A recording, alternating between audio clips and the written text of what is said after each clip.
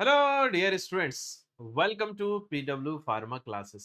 बच्चों, स्वागत है आपका इस खास वीडियो में। और इस खास वीडियो में मैं आपके लिए लेकर आया हूं 10 का दम सीरीज में एक इम्पॉर्टेंट टॉपिक, सस्पेंडिंग एजेंट्स।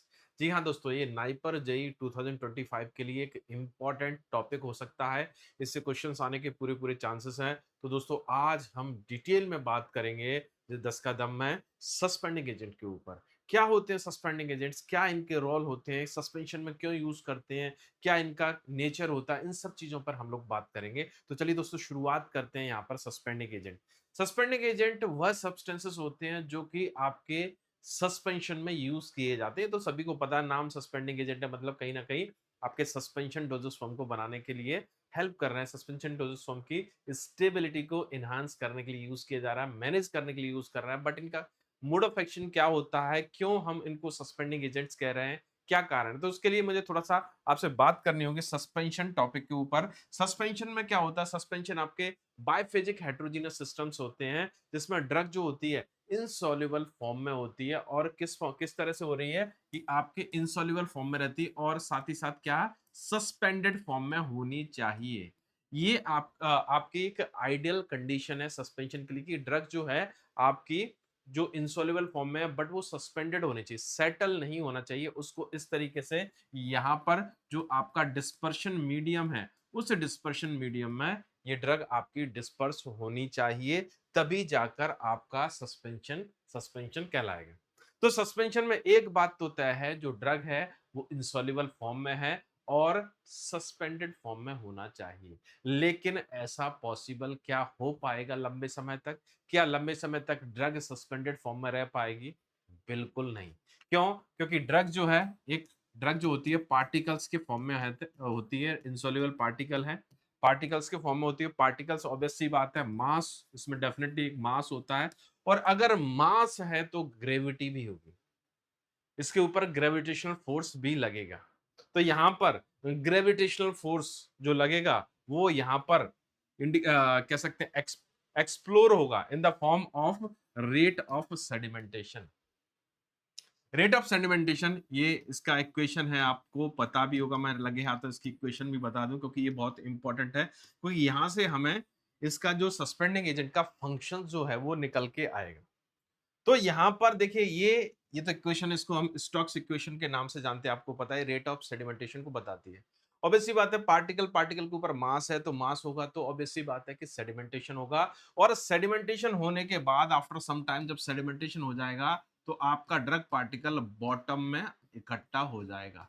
तो अब ये ड्रग जो है सस्पेंडेड फॉर्म में थी, अब सस्पेंडेड ना होके वो क्या होगी, आपके सेडिमेंटेड फॉर्म में आ गई। और सेडिमेंट फॉर्म में होने के बाद ये ड्रग क्या हो सकती है, हार्ड केक फॉर्मेशन कर सकती है। डेफिनेट सी बात है, क्योंकि यहाँ पर जो सस्पेंशन को बनाते हैं तो बड़े साइज के पार्टिकल को तोड़कर हम छोटे साइज के पार्टिकल में इसको कन्वर्ट करते हैं, सस्पेंशन की रेस में कन्वर्ट करते हैं। तो ये जब सेडिमेंटेशन होता है, सेडिमेंटेशन के बाद पार्टिकल जो है आपस में फ्यूज होके वो आपकी इनिशियल स्टेज पर जा सकते हैं, जिसको हार्ड केक बोलते हैं। तो यहां पर हमें ये करना होगा कि रेट ऑफ सेडिमेंटेशन को खत्म तो नहीं कर सकते, कुछ भी कर लीजिए खत्म नहीं होगा, क्योंकि मास है तो ग्रेविटेशनल फोर्स लगेगा। तो इसको कम करने के लिए, मैनेज करने के लिए हमें क्या करना पड़ेगा, कहीं ना कहीं सिस्टम की विस्कोसिटी को अल्टर करना पड़ेगा। तो सिस्टम की विस्कोसिटी और यहां पर रेट ऑफ सेडिमेंटेशन के बीच में अगर हम बात करें तो इनवर्सली प्रोपोर्शनल का रिलेशन होता है। जी हाँ दोस्तों, किसका रिलेशन होता है, इनवर्सली प्रोपोर्शनल का रिलेशन होता है। तो ऑब्वियस सी बात है कि अगर आपको रेट ऑफ सेडिमेंटेशन को कम करना है तो कहीं ना कहीं आपको सिस्टम की विस्कोसिटी को एनहांस करना पड़ेगा, सस्पेंशन की विस्कोसिटी को बढ़ाना पड़ेगा, इंप्रूव करना पड़ेगा। तो इसके लिए आपको कुछ viscosity modifier, viscosity enhancer, body builders, ये सारे नाम हैं, जैसे सब्सटेंसेस यूज करने पड़ेंगे। उनको सस्पेंशन में हम क्या नाम देंगे, उनको सस्पेंशन में हम सस्पेंडिंग एजेंट्स नाम देंगे। तो सस्पेंडिंग एजेंट्स क्या होते हैं, वह सब्सटेंसेस होते हैं जो सिस्टम की विस्कोसिटी को इनहांस कर देते हैं, जिसके कारण रेट ऑफ सेडिमेंटेशन है जो ड्रग का वो डिक्रीज हो जाता है। यही हमारा गोल होना चाहिए, यही सत्य है कि हमें कहीं ना कहीं सस्पेंशन में ड्रग को सस्पेंडेड फॉर्म में रखना होगा, और उसके लिए सबसे अच्छी स्ट्रेटजी विस्कोसिटी एनहांसिंग स्ट्रेटजी होती है, जिसके लिए आप सस्पेंडिंग एजेंट यूज करते हैं। अब एक बात तो समझ में आ गई हमें कि सस्पेंडिंग एजेंट्स जो हैं वो क्या काम करते हैं, विस्कोसिटी को बढ़ा देते हैं। लेकिन कुछ आइडियल प्रॉपर्टी भी होनी चाहिए कि सस्पेंडिंग एजेंट जो आप यूज कर रहे हो उसका सिलेक्शन जो हम करेंगे वो किस बेस पर करेंगे। तो यहाँ पर अगर देखें, जो आपकी जो आपका सस्पेंडिंग एजेंट है उसकी अच्छी खासी विस्कोसिटी होनी चाहिए, मतलब जैसे ही मीडियम में पहुंचेगा, डिस्पर्शन मीडियम में पहुंचेगा तो विस्कोसिटी को इंप्रूव करेगा। लेकिन यहाँ पर अगर आप शेयर स्ट्रेस अप्लाई करते हो तो विस्कोसिटी में बहुत ज्यादा चेंज नहीं होना चाहिए। अगर विस्कोसिटी में चेंज होगा तो सिस्टम अनस्टेबिलिटी की तरफ चला जाएगा। जैसे आपका सिस्टम मान लीजिए आपका नॉन न्यूटोनियन बिहेवियर कर रहा हो तो प्रॉब्लम करेगी। तो सस्पेंडिंग एजेंट हमें ऐसे सिलेक्ट करने पड़ेंगे जो न्यूटोनियन और नॉन न्यूटोनियन बिहेवियर से थोड़ा सा, मतलब उनको शेयर स्ट्रेस से उनकी विस्कोसिटी में ज्यादा इफेक्ट ना होता हो। दूसरी खास बात की ये जो सस्पेंडिंग एजेंट्स हैं वो आपके जो कह सकते हैं ड्रग पार्टिकल्स हैं, ड्रग पार्टिकल्स को सराउंड कर लेना चाहिए। सबसे बेस्ट इंपैक्ट तभी आएगा सराउंड इस तरीके से। तो यहाँ पर आपका ऑब्वियस सी बात है कि पार्टिकल की जो है कि जो सेटलमेंट है वो कम हो जाए, कहीं ना कहीं रेट ऑफ सेडिमेंटेशन कम हो जाए। तो ये कुछ इसका जो मोड ऑफ एक्शन था, जो हमने देखा कि मोड ऑफ एक्शन क्या होता है। इसका mode of action reduce the rate of sedimentation by increasing the viscosity of medium. और दो इंपॉर्टेंट प्रॉपर्टीज जिसमें हम बात कर रहे थे कि सस्पेंडिंग एजेंट कैसे होने चाहिए, कि आपका अच्छी खासी विस्कोसिटी होनी चाहिए और निग्लिजिबल शेयर होना चाहिए, साथ ही साथ पार्टिकल को कोट करना चाहिए। बहुत इंपॉर्टेंट चीज है। अब उसके बाद आते हैं एग्जांपल। तो दोस्तों फार्मास्यूटिक्स में ये सबसे बड़ी चीज रहती है, सब्जेक्ट में बच्चे परेशान होते हैं, बोला सर एग्जांपल्स हर जगह हैं, हम एग्जाम्पल कितने कितने जगह याद करें। तो मैं आपको पहले ही बोला था, आज भी बोल रहा हूँ, इस वीडियो में भी बोल रहा हूँ कि सस्पेंडिंग एजेंट्स क्या होते हैं, जो आपके मोनोफेजिक लिक्विड डोजेस फॉर्म में, मोनोफेजिक लिक्विड डोजेस फॉर्म में क्या थे, आपके viscosity enhancing substance, viscosity enhancers जो थे वो यहां पर सस्पेंडिंग एजेंट कहला रहे हैं। इन्हीं सब्सटेंस को हम इमल्शन में इमल्सिफाइंग एजेंट बोलेंगे। तो मतलब अगर देखिए यहां पर तीन तरह के doses form, monophasic liquid dosage form, suspension doses form और इमल्शन डोजेस फॉर्म। एग्जांपल वही रहेंगे लेकिन काम अलग अलग हो जाएंगे। जैसे मोनोफेजिक लिक्विड डोजेस फॉर्म में विस्कोसिटी एनहांसर क्या करते हैं, पैलेटेबिलिटी और पोरेबिलिटी को मैनेज करते हैं। सस्पेंशन में सस्पेंडिंग एजेंट का तरह काम करते हैं, रेट ऑफ सेडिमेंटेशन को कम कर देते हैं।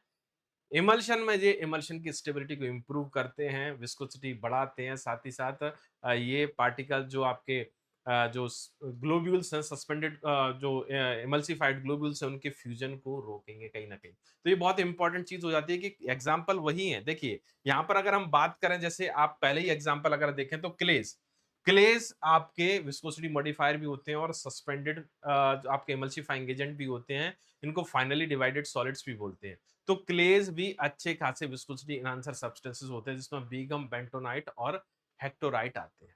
इसके अलावा यदि हम बात करें, क्या प्रोटीन भी सस्पेंडिंग एजेंट्स का काम कर सकते हैं? बिल्कुल काम कर सकते हैं। प्रोटीन के तौर पर अगर जिलेटिन को देखें, जिलेटिन बहुत अच्छा मटेरियल है, एक समझ लीजिए। हालांकि ये नॉन वेजिटेरियन सोर्स से ऑब्टेन होता है, इसलिए हम इसको यूज करना थोड़ा सा अवॉइड करते हैं। But best viscosity enhancer, best suspending agent और बेस्ट इमल्सिफाइंग एजेंट को इसमें रख सकते हैं। बट बायोलॉजिकल है तो इसमें कंटामिनेशन के चांस हो सकते हैं। अब अगर सिंथेटिक पॉलीमर्स के बारे में बात करें, ये आपके कंटामिनेशन फ्री होते हैं बट लेबोरेटरी में प्रिपेयर होते हैं।